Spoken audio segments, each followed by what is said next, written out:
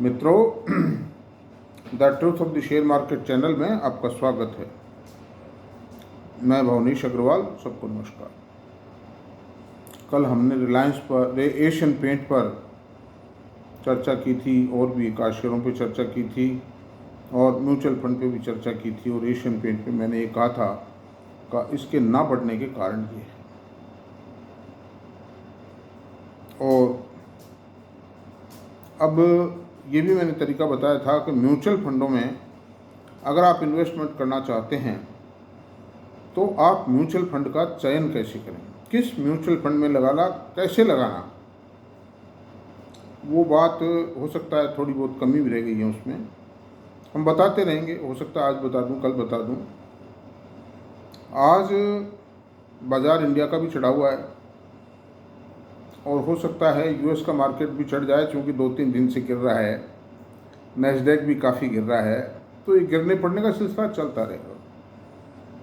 Fundamental grounds के ऊपर जो mid term long term investment करते हैं उन लोगों की कोई खास बात नहीं, ये सब छोटी मोटी बात है, चलता रहेगा। ऐसी ऐसी मंदियाँ आई हैं, चली गई, जिस तरह से तूफान आके चले जाते हैं, चलेगी, ठीक है।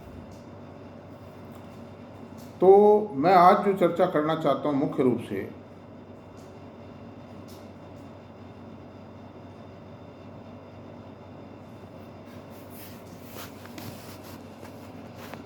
वो चर्चा मैं करना चाहता हूँ। ये टीवी की जरा बंद कर देना दिन थोड़ी देर।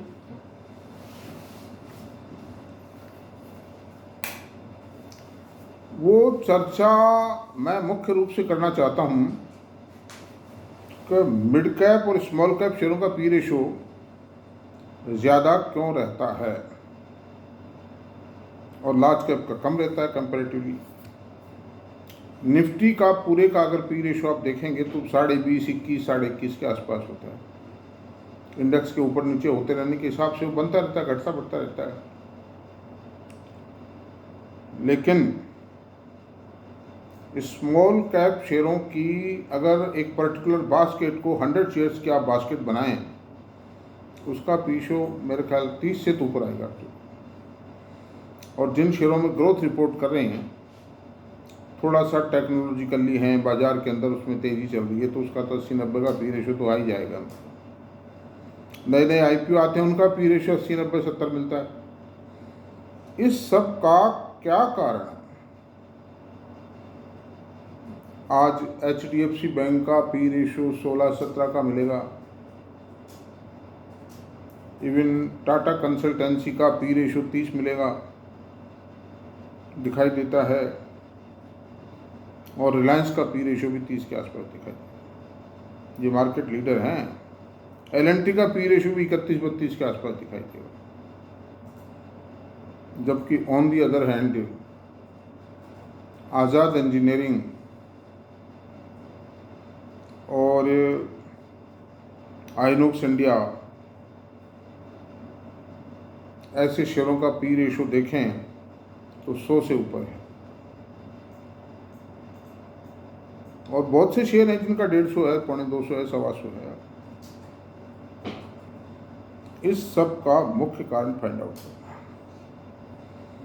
HDFC बैंक का मार्केट कैपिटलाइजेशन करीब 15 लाख करोड़ है। रिलायंस का मार्केट कैप 20 लाख करोड़ है और L&T का मार्केट कैप 6-6.5 लाख करोड़ है। 20 लाख करोड़ के मार्केट कैपिटलाइजेशन में आज कोई सिंडिकेट बन के मार्केट में प्ले करना चाहती है तो आसान खेल नहीं है। अगर मान लीजिए ये 2% इक्विटी को भी मैनिपुलेट करना चाहते हैं, कॉर्नर करना चाहते हैं, तो 40,000 करोड़ रुपीज इज रिक्वायर्ड। इससे कम में रिलायंस का गेम नहीं हो सकता, क्योंकि 2% तो फ्लोटिंग स्टॉक भी करीब करीब रहता है। फिर मार्केट में सेलिंग और आ जाती है तेज होते देख करके। उस सब को झेलने की ताकत होनी चाहिए। तो 40,000 करोड़ रुपये जुटा नहीं सकते ये टीम ऑफ ऑपरेटर्स, सिंडिकेट नहीं जुटा सकते। इसी तरह से HDFC बैंक का अभी मार्केट कैपिटलाइजेशन 15,000 करोड़ रुपये, वही 30,000 करोड़ रुपीज एटलीस्ट नीडेड। 2% के बिना नहीं होगा। इसी तरह LNT है, इसमें भी 12-15 हज़ार करोड़ रुपए चाहिए। ये जरूर है कि इनका वर्थ, अगर इनमें वर्थ आती है, ग्रोथ आती है इनके ऊपर, तो ये समय के हिसाब से इनका रेट बढ़ जाता है, बढ़ जाता है और पी रेशो बढ़ जाता है। ग्रोविंग मतलब जैसे HDFC बैंक का मार्केट कैपिटलाइजेशन जिस वक्त 3-4 लाख करोड़ था, उस वक्त इसका पी रेशो था 35 का पी रेशो चलता था, लेकिन आज पी रेशो 1500 है। क्यों? ग्रोथ भी गिरी है और मार्केट कैपिटलाइजेशन भी बढ़ा है।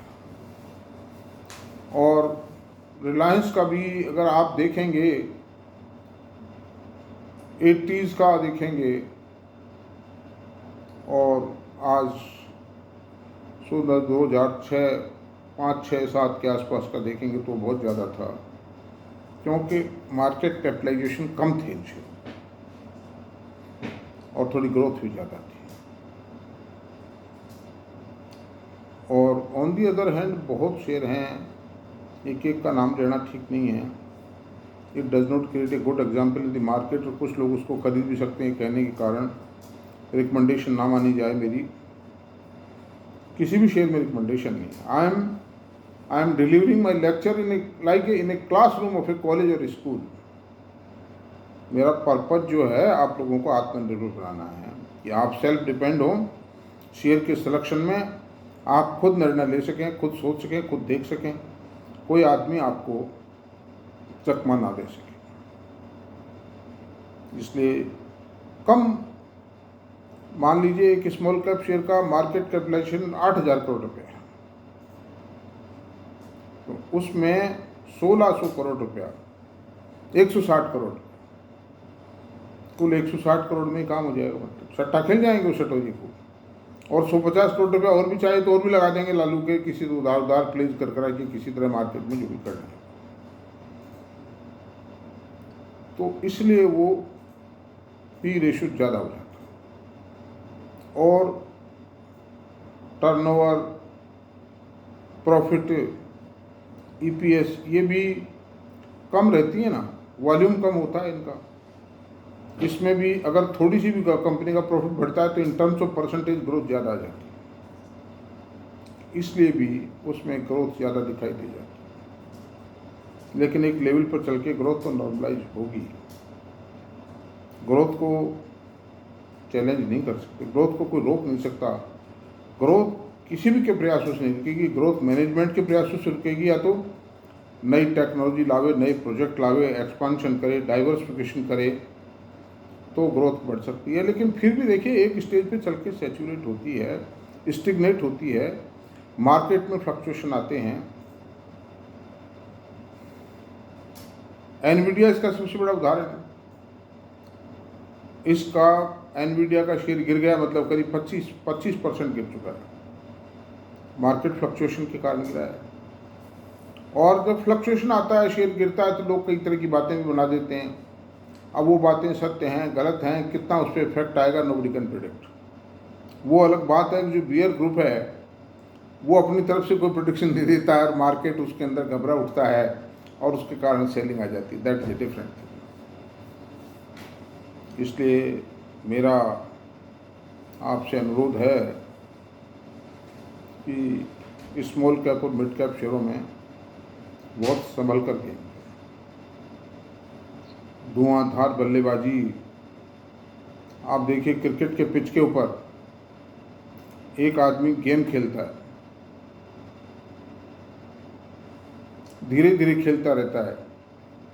शुरू में धीरे धीरे खेलता है वो, और लोग सोचते हैं रन नहीं बनाता, वो 1-1, 2-2 रन बनाता है। 2-3 ओवर के अंदर वो 10 रन बनाता है। मान लीजिए 18 बॉल पे 10 रन, एवरेज आया करीब 3 रन पर ओवर।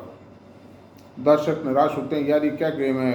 अच्छे से अच्छे प्लेयर वो पिच पे जमता है और जम करके फिर वो एक आध चौके उड़ाता है, लोग ताली बजाते हैं, फिर वो रुक जाता है, फिर संभलता है पिच के ऊपर, बॉल की नेचर को पहचानता है, बॉलर की नेचर को पहचानता है, किस तरह की बॉलिंग कर रहा है।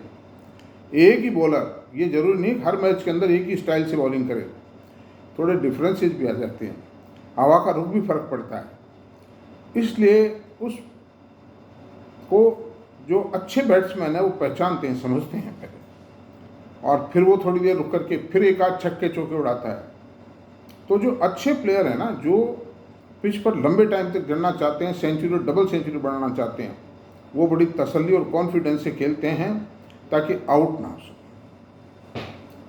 और जो कच्चे पक्के प्लेयर हैं, थोड़े weak third line fourth line players हैं, बैट्समैन हैं, वो तो समझते हैं कि हमारे तो 40 रन भी बन गए तो बहुत है यार, हमारा तो नाम हो जाएगा, ठीक है, अगले मैच में हमारा सिलेक्शन हो जाएगा इसमें से। इसी तरह से बड़ी जो कंपनियां हैं वो शेयर को अनावश्यक मैनिपुलेट करने का प्रयास नहीं करती हैं। ऑपरेटर्स और कोई भी तैयार भी नहीं होते हैं उसमें, क्योंकि उसमें बड़ा खेल है, बड़ी पूंजी चाहिए, बड़े कारण चाहिए। स्मॉल कैप शेयर में छोटे मोटे कारण से ही तूफान आ जाता है। तो मेरी आपको राय यही है कि बहुत संभल के रहें व्यक्ति, मतलब, और मेरी कोई रिकमेंडेशन नहीं है किसी भी तरह की, है ना। अनदर थिंग मैं आपसे ये कह रहा था कि now I come to the mutual fund chapter. Mutual fund chapter की बात ये है कि आप खुद डायरेक्ट अगर इन्वेस्टमेंट करना चाहते हैं जिन शेयरों में, चाहे लार्ज कैप में करें, चाहे स्मॉल कैप में करें, चाहे मिड कैप में करें,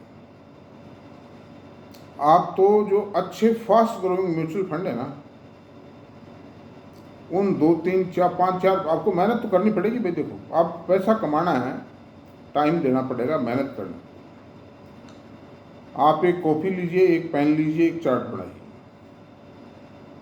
कि किस म्यूचुअल फंड की किस स्कीम में कौन से शेयर किस परसेंटेज में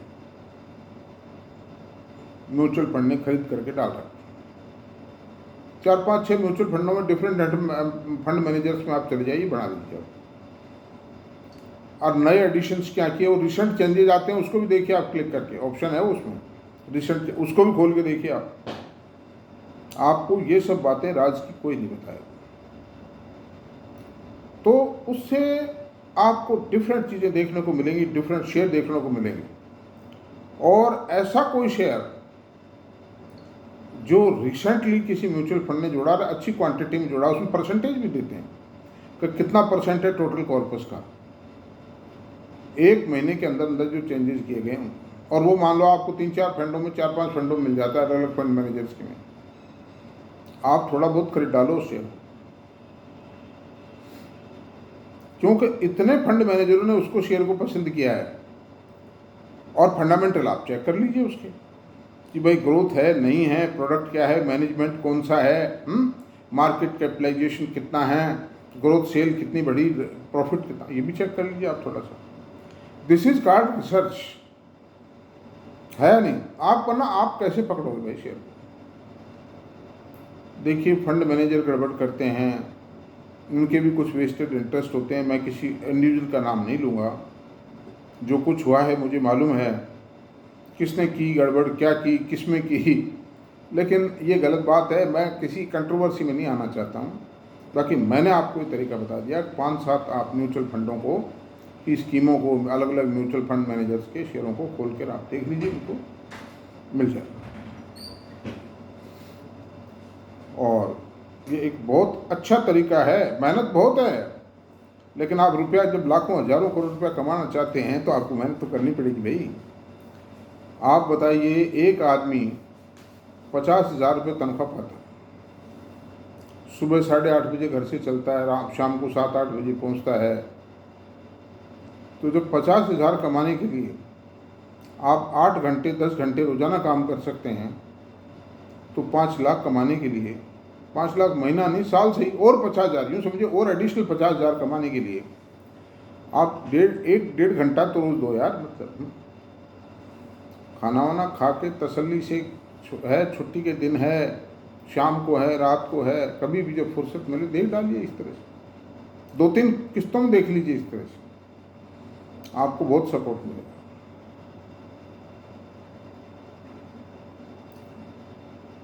इसलिए करें आप लोग काम इसी तरह से, निश्चित रूप से आपको चोट नहीं होगी, आप प्रोग्रेस करेंगे। और नामों में कुछ नहीं रखा है कि साहब फलां शेयर झुंझुनवाला साहब के पोर्टफोलियो में उन्होंने खरीदा है, फलां शेयर राधा कृष्ण जी के में हैं, विजय केडिया साहब के में हैं।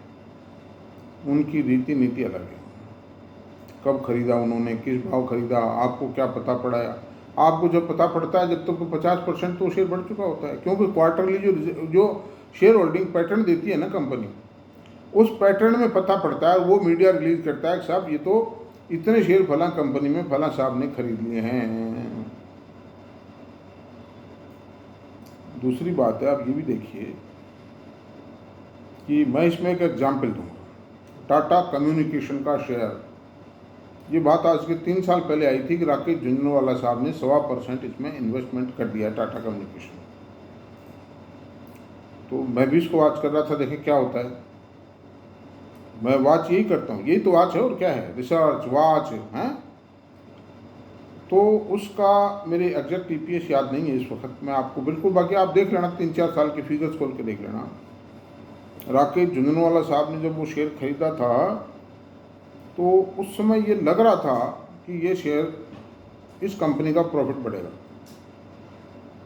लेकिन उसके बाद जो उसी क्वार्टर के जो रिजल्ट आए उसमें थोड़ी बढ़त आई। उससे ये उम्मीद बनी कोई और बढ़ेगा ये कंपनी का। उसके बाद में थोड़ा सा और क्वार्टर का इंतजार करते रहे कि इस क्वार्टर में और बढ़ के आएगा, लेकिन वो घट के आ गया। मतलब तो मैनेजमेंट ने सीजनल इफेक्ट का कारण बताया, भाई जबकि इंटरनेट सर्विसेज में, मोबाइल सर्विसेज में, टेलीकॉम में सीजनल इफेक्ट कहाँ कितना इफेक्ट डालता है, किस कंपनी पे इफेक्ट डालता है। चलो अगली बात, कोई बात नहीं, एक क्वार्टर में थोड़ा 19 आ गया, फिर उसके अगले क्वार्टर का मैंने इंतजार किया, देखा, मैंने उसको चेक किया और घट के आया, उसके बाद चेक किया और घट के आया। तो इस शेयर में आप देखिए एक बड़ी विचित्र माया है। झुंझुनवाला साहब का अभी थोड़ा टाइम पहले मैंने देखा था कि स्टेक बढ़ाया इन्होंने, तो ये अपना स्टेक बढ़ा रहे हैं, कंपनी का प्रॉफिट गिरता जा रहा है, कोई ग्रोथ नहीं आई। लेकिन ये निश्चित तो मानो, लेकिन ऐसा लगता जरूर है मेरे को कि इनको इनसाइड या किसी ना किसी तरह कुछ मालूम जरूर है कि इस कंपनी में इतने टाइम बाद इतनी ग्रोथ आएगी। इन्होंने खरीद रखा है, बढ़ाते चले जा रहे हैं। अनदर एग्जाम्पल देता हूँ मैं, एस्कॉर्ट्स ने अपने जन्म से लेकर के, और राकेश जी ने खरीदा उस तक 70 साल हो चुके थे जब तक कुछ भी नहीं दिया था शेयर होल्डर्स को, गिरते पड़ते ही रहे इसी को। मेरे ख्याल हर खरीदार नुकसान में रहा हो और बड़ा निराशाजनक प्रदर्शन था इनका। RK जी साहब ने खरीदा इसको, और ख़रीदा तो हम भी देखते रहे भाई क्यों ख़रीदा है, ये कंपनी तो बिल्कुल, ये तो मैनेजमेंट को अच्छा मैनेजमेंट नहीं है, तो कोई परफॉर्मिंग मैनेजमेंट नहीं है। एक एम्प्लॉय मिले मेरे उसको कंपनी, मैं नाम नहीं लूँगा, मैंने उससे पूछा, भाई एक बात बताओ, ये RK जी ने शेयर क्यों खरीदे और कंपनी क्या करने जा रही है? थोड़ी थोड़ी बढ़त भी नज़र आ रही है शेयर में कि साहब हमने 600 करोड़ रुपए इसके R&D पे लगाए। तो मैंने उससे कहा कि क्या चीज़ रिसर्च किया आपने 600 करोड़? कि साहब ये तो मैं आउट नहीं कर सकता, मेरी कुछ बाध्यताएं हैं। चलो कोई बात नहीं, कोई बात नहीं, हमें भरोसा नहीं। और साल भर तक उस कंपनी में 3-4 क्वार्टर में कोई ग्रोथ खास आई नहीं। मतलब ये फिर ग्रोथ आने लगी उसमें, आकर के वो ग्रोथ से शेयर में कुछ ग्रो भी किया। और कुछ टाइम हमें ये भी लगा कि ये तो पी रेशो बहुत ज़्यादा है, ये पी रेशो बहुत ज़्यादा है। लेकिन एक स्टेज ऐसी आई कि पी रेशो जस्टिफाई हो गया, क्योंकि ग्रोथ के कारण पी रेशो बढ़ा और EPS बढ़ी तो रेट बढ़ा। तो ऐसी सूरत में, लेकिन मैं एक ही बात कहूँगा कि आप लोग इन बातों में ना जाएं, आप बिल्कुल सीधा सिंपल काम करें, और वो काम करें वो रिसर्च के जरिए। म्यूचुअल फंडों ने लिया, उसमें भी आप ज़्यादा मत देखें, आप उसमें से भी एक ही क्राइटेरिया रखें कि पी रेशो रीजनेबल हो और कंपनी में ग्रोथ आ। आप ड्यूअल बेनिफिट लेने की कोशिश करें, सिंगल बेनिफिट से पार नहीं पड़ेगी। EPS बढ़े और पी रेशो भी बढ़े। आज किसी कंपनी का 20 पी रेशो है और वो धीरे धीरे करके मान लो 30-35 के ग्रोथ पे पहुंच जाती है, तो बट नेचुरल है उसका पी रेशो 50 भी हो सकता है, 45 भी हो सकता है, 35 भी हो सकता है, 55 भी हो सकता है, 60 भी हो सकता है। ये इस पर डिपेंड करेगा मार्केट में कितनी बड़ी उठापटक शुरू हो जाती है उसमें। अनदर थिंग, ड्यूअल एडवांटेज हुआ ना, पी रेशो बढ़ा और ईपीएस बढ़ी, तो P into EPS equal to the market rate, तो वो मार्केट रेट बहुत हो जाएगा, काफ़ी बढ़त आ जाएगी उसमें साल 2 साल में, अगर ग्रोथ मोमेंटम चालू रहता है। तो इस बात का आप प्रयास करें, मतलब किसी भी शेयर के बारे में कुछ कहना, मैंने दे दिया, आपको एग्जाम्पल दे दिए हैं, और ये पुराने एग्जाम्पल मैंने इसलिए दिए, नए मैं इसलिए नहीं देता हूँ आप कहीं खरीद ना लें मेरे कहने से। सेबी मेरी रिकमेंडेशन ना मान ले, I am not authorised, I am very Frank, I am simply educating the investing population. I am not promoting to speculate in the market. I always have an intention to discourage speculation. I want to make the people genuine investors, long term and medium term investors, क्योंकि कल्याण इसी में है। अच्छे शेयरों में, अच्छे management में, अच्छे प्रोडक्ट में इन्वेस्ट कीजिए और रिसर्च कीजिए। रिसर्च के तरीके मैं बता रहा हूँ आपको, ये इजी तरीके हैं, और आप कहाँ खोजोगे बताइए आप। कोई अखबार मैगजीन मान लो महीने 20 दिन में लिख देती है, या ईटीवी लिखता है 3-4 शेयर, यूट्यूब पे भी लिखते हैं लोग, और यूट्यूब पे लिखने के बाद क्या होता है, उन शेयरों का जब खरीदने जाते हैं लोग खरीद चुके होते हैं, क्या असर होता है ये सबको पता है, सब भुगत चुके होंगे लोग हैं। इसलिए प्लीज़ थैंक यू, आपको मेरा वीडियो पसंद आया हो, और इतनी अच्छी बातें जिनमें इतनी तत्कालिक लाभ नहीं होता है, तुरंत लाभ नहीं होता है, वो लोगों को कम पसंद आती है। इसलिए, लेकिन फिर भी मैं आपसे एक ही बात कहूँगा कि मेरे वीडियो देखने के बाद, ये बहुत बड़ी साधना का परिणाम है, बहुत बड़ी तपस्या का परिणाम है। ये जो बातें मैं कह रहा हूँ ये कोई भी नहीं बताएगा, क्योंकि मेरा कोई स्वार्थ नहीं है, मुझे कोई फीस नहीं चाहिए, मेंबरशिप नहीं चाहिए, मुझे सिर्फ चाहिए आप लोगों का सुख, चैन, अमन। आप अपने परिवार के लिए, अपने बच्चों के लिए, अपने जीवन के लिए, अपनी निधियों को बचा करके और उनको एक अच्छे अप्रिशिएबल मोड पर, अप्रिशिएबल रूट पर ला सकें, बस सिर्फ मेरी ये भावना है, मेरा और कोई मतलब नहीं है। इसलिए आपको मेरा वीडियो पसंद आया हो, या आप लगातार बने रहिए। कोई भी लेक्चरार, कोई भी टीचर, कोई 1 दिन 2 दिन के अंदर कुछ भी नहीं कर सकता। लगे रहिए, देखते रहिए, और सब्सक्राइब कर दीजिए, लाइक कर दीजिए, कमेंट कीजिए, शेयर कीजिए, हैं। मनोबल मेरा भी बना देगा कि भाई हाँ, मेरी बात को कोई सुन रहा है तो कोई सार्थकता है मेरी बात की, इसका मतलब है। वैसे मैं करता रहूँगा, आप चाहे करें ना करें, मैं आई विल कंटिन्यू, जब तक मेरी हेल्थ अलाउ करती है, I will continue. Thank you.